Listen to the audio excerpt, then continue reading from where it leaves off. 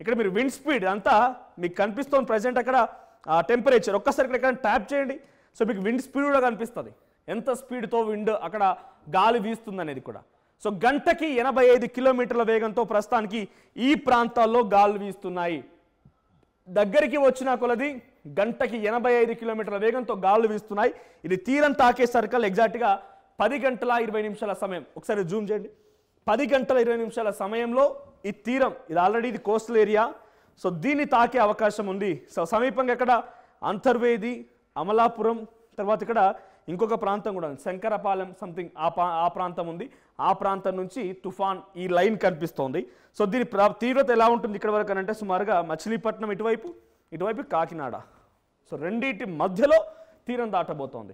ఆ తర్వాత రేపు ఇదే సమయానికల్లా సుమారుగా తెలంగాణ ప్రాంతంలో కూడా భయంకరమైన వర్షాలు కురిసే అవకాశం ఉంది మోంతా తుఫాన్ ఎఫెక్ట్తో.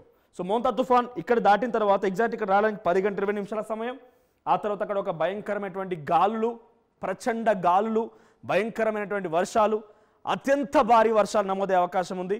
సో గతంలో మాదిరిగా హుదూ తుఫాన్ ఏ రకంగా అయితే భయంకరమైనటువంటి ఒక చీకటి రోజుల్ని మిగిల్చిందో, ఎంతటి భయంకరమైనటువంటి విధ్వంసాన్ని సృష్టించిందో ఆ స్థాయిలో ఉంటుందా అంటే వాతావరణ శాఖ అధికారులు చెప్తున్నటువంటి మాటల మేరకు మాత్రం డెఫినెట్గా ఆ స్థాయిలో ఉండే అవకాశం కనబడుతుంది. ఎగ్జాక్ట్గా 10 గంటల 20 నుంచి 10 గంటల 30 నిమిషాల సమయానికల్లా అంటే అది తీరం దాటే సమయానికి ఎక్స్ట్రీమ్ హెవీ రెయిన్ఫాల్. అంతకంటే ముందే ఇప్పుడు ఆల్రెడీ తాకిడి మొదలైంది.